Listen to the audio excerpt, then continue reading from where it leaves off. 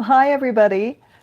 This is Patricia Shanks. No, I didn't forget. I know it's 5:03 or something like that for my little live broadcast.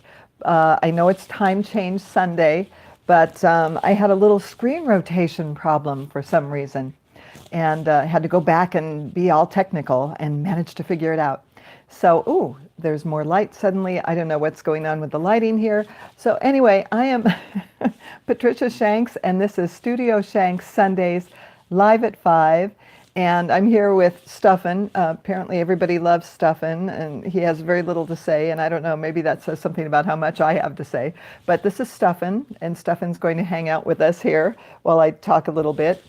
And this is my little version of an informal fireside chat. There's part of my informal fireside over there, and my faithful pet.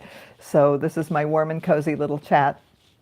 Uh, anyway, and speaking of time, today's topic is going to be on time. Look at this. This is everybody's favorite friend. This it is. Do we love it? It's limping a little bit. The metronome. So we'll get to that in a minute because I forgot to tell you all about who I am and why I'm doing this a little bit. So Steffan's going to help me, I hope. No, Stefan can just sit there. Just sit there, Stefan. Just behave.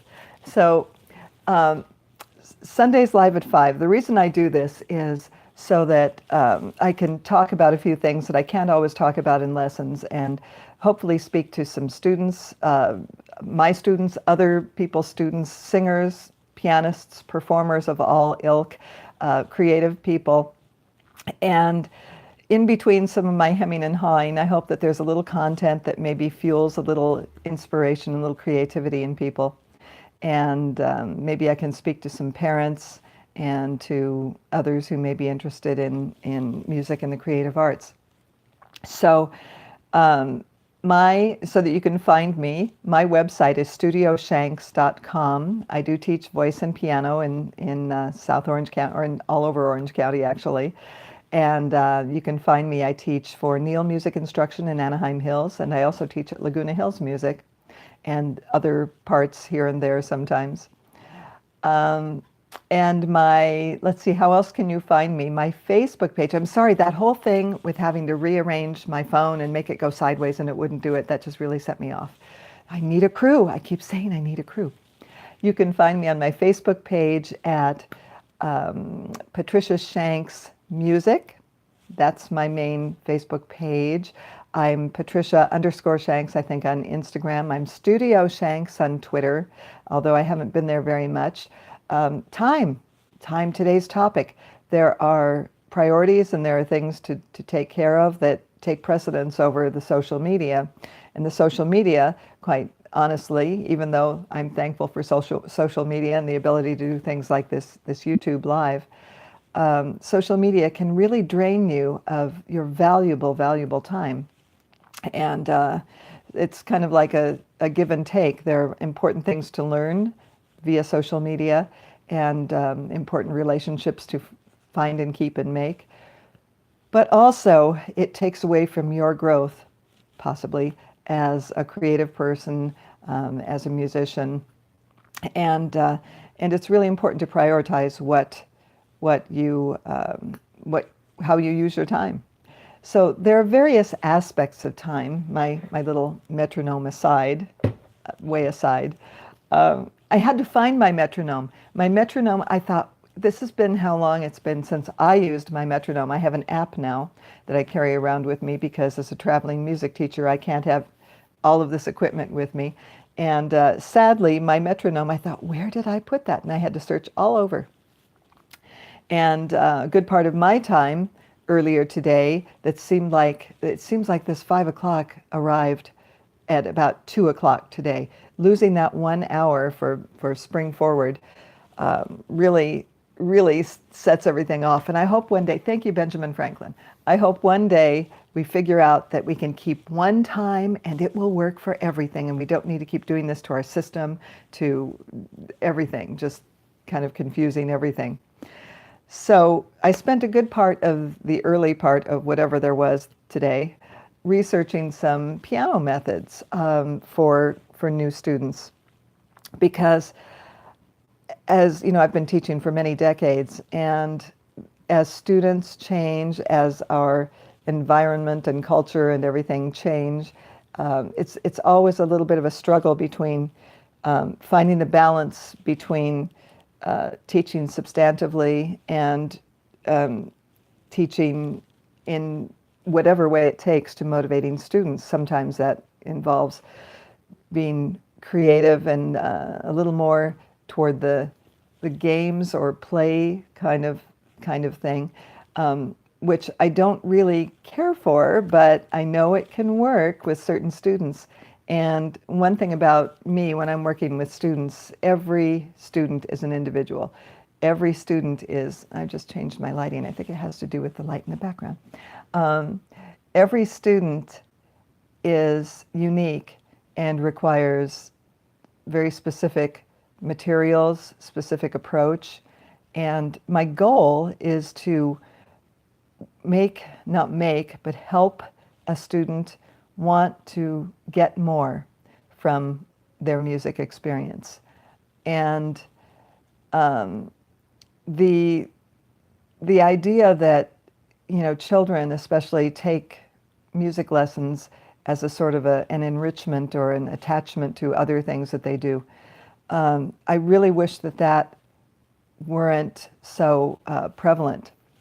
I wish that that music study would be more of the primary focus, because as so many studies have shown, music study leads to better grades in math and better citizenship and the better employee. You know, people who bosses love to have because they're accurate and they show up on time, and all those good things that happen that seem to be in part a direct result of music study.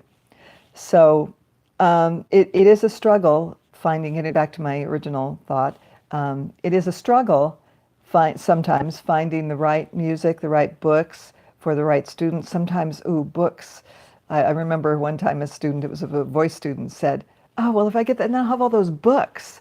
And I don't want students to think of books as a bad thing. I want them to think of books as a treasure, as a tool, as a helpful device.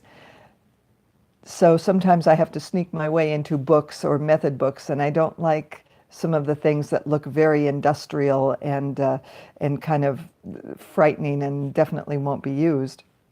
So I have to find something that looks and looks fun, is full of content, but isn't just fluff and isn't some strange, bizarre method that somebody has cooked up so that they could invent their own method.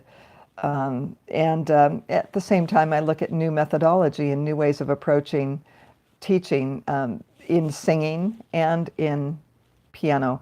There are so many, in voice, getting to voice for a moment, there are so many crossover methods, and I have to sift through those. I'm kind of like, I chop through them and have to find my way and find what's real, what's somebody's method that they've cooked up, the truth is the truth, and what makes a voice work is what makes a voice work. And I won't get on that voice topic for a moment. I'll stay on this little piano topic.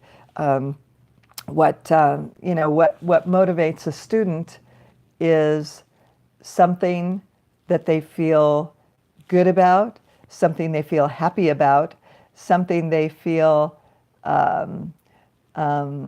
very much part of, like it's contemporary. It's not some old school thing that they're having to do, but it's something that's meaningful to them. And so anyway, I spent a lot of time finding some new materials, reminding myself of some old materials, and hopefully have found some things to help a few of my students. But some of the things that have changed are how students use their time. Has been an evil word for the longest time, and so I try to not say practice too much, though I can't help it comes up. Excuse me. So maybe if I think more in terms of and teach more in terms of time goals and what are you doing this week? What can you do Well, you think you can find some time to work on that little section because that thing's coming along, and it would be really great if we could just get it just right. Um, so find a little time. You have a little time like on Tuesday where you can kind of block that off and not do anything else, and just kind of cajole students into doing something that maybe later on they'll find they've enjoyed what they've done, and they'll do more on their own. So that's one thing, and also working in the moment, which takes on many different kind of definitions. When they're, I'm trying to avoid this background light that seems to be messing around. So when students are working in the moment, that time tends to pass very quickly. And so how do we get students to work in the moment? I'm going to try to shift around here because the outside light is really making a mess. But then you can see my kitchen. So, so we'll just have to deal with it. Getting students to work in the moment is kind of tricky. Again, you have to engage them somehow. And I really need help from Stefan today. Stefan, hang in here with me. Getting them to want to do something, I think in part has a lot to do with them wanting to please others, because children like to please others, as well as pleasing themselves. So the reward system has to evolve, and where stickers and things once were good rewards, stickers are not so much anymore. Where performing used to be a reward, for some it still is. Not for all. Okay, Stefan, get out of here. Not for all. Excuse me. Not for all students. So what are the rewards? And this is something that's always been worked on. Sometimes the reward has to do with, I know I have voice students who take, excuse me, that's terrible. I have voice students, this is a singer, who take piano lessons so that they can support their singing with their piano playing. So the reward has to be maybe a song that they can sing and play right away. And especially if they're beginners in all areas, then that can be a little bit tricky, especially when they want something contemporary. So I know that all teachers go through this, but figuring out how to get students to use their time well and productively, and to actually take the time to do that practice thing, or what did I say? Goal managing, time goals. What can you do with your time to make this thing even better than it is?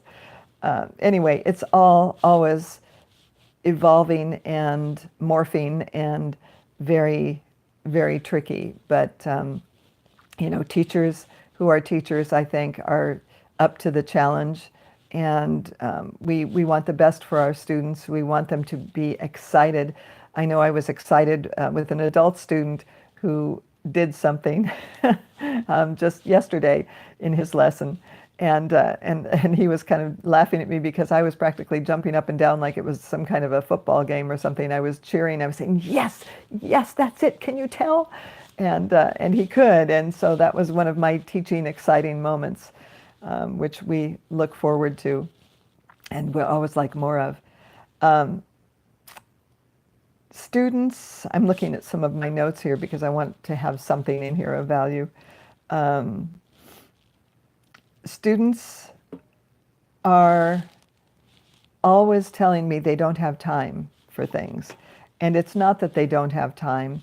It's that for whatever reasons, they're stretched so thin so many ways. And also, they are not getting the input that says that they will be glad, they'll be happy when they've taken the time to do the work. Because there will be other kinds of intrinsic, is that the word I'm looking for, rewards at the end of that trail, or near, or in the middle of that trail. That you'll be glad you did one day, that mom always said, that it doesn't quite fly. And kids are very, very hip and very clever and very smart in many ways these days. So we always have to find new ways to deal with that situation. But one of the things that always gets me with piano students, I'll have the little girls with all the little appliques and fingernails and things saying they just don't have time to do anything with the piano. And I thought, well, the time you went to the salon, I don't say it, but the time you went to the salon to have your nails done that way might have been spent in other ways, like with practicing the piano without longer fingernails. But anyway, there was one of my friends on Facebook reposted a little YouTube video featuring Vladimir Ashkenazy, who was a very famous pianist. And he was talking about how he used his time. This was part of his talk, and I'm sort of paraphrasing and telling you what I got out of it. How he just was looking for improvement. He was just looking to play something better. He also talked about teachers and influences and how some of them were demanding, not mean, but demanding. And this is something that I think we've gone a little too far on the kowtowing and catering. And we don't have to be mean, but I think we should have expectations for the students, for them, not for us. And anyway, he, just like with me, my favorite, my best coach, voice coach who I ever had, was quite demanding. A lot of people didn't care for her, but I loved her to pieces. She's the one who taught me most of what I know about singing, and that's after being through many, many, many teachers. So I think that we need to be firm and have expectations and be maybe a little demanding, and even though that word is not used favorably. So there was another point, and I don't know what it was, because this is live and I just ramble on in these things. But Mr. Ashkenazy was talking about how he just wanted to learn to be better. He wanted to play the piece better. And that was sort of the expectation, and he was glad for that. And, it had a lot to do with the Soviet system that he was brought up in, which had very high expectations for those with talent. But at the same time, it wasn't a problem for him to want to do well and to have that focus. So I'm not sure what that means, but somewhere therein lie some answers, some solutions to how we get students to use their time well, how we get ourselves to use the time well. We have so many distractions. I know that hour I lost today feels like about 4 or 5 hours that I lost today, and I feel like I won't get it back. There's so much work I want to do and need to do. So how we use our time, how we work in the moment, find time to not have to worry about the time. Don't always be thinking about time when you're trying to be creative and trying to make music, and enjoy it. Dig in deep. Don't think about other things that you have to do. I know that's difficult, but it is a sort of a form of meditation, if anything is. It gets you into a state of I don't know, it's a sort of euphoric state when you're practicing and you're really into it and you're not watching the clock. Parents, don't put a clock. Please don't put a clock on your students. Don't say, you have 5 more minutes to go. Say, go in, practice for a while. Dinner will be in a little bit. Enjoy yourself. I'd love to hear some of those sounds coming out again. Keep it positive. Keep it, stay involved with your children, spouses and friends. Support your adult friends who are trying to do something creatively. Be supportive. It's difficult. And it can be very lonely. Piano practice, you're not part of a team. Okay, in some ways you are if you're part of a studio, but you're not part of a team. You're doing this by yourself, and it requires support from those around you who care about you and love you and want to see you do your best. So I think I will stop now because this is quite enough time on my time subject. And again, please find me at studioshanks.com, teach voice and piano. And I would love to hear from you. Comment. You can, at the various places on Facebook, on here, on Twitter, and on Instagram. And I'm not sure where else I'm forgetting. You can comment, you can like me, you can follow me. And I do appreciate it. Okay, thank you.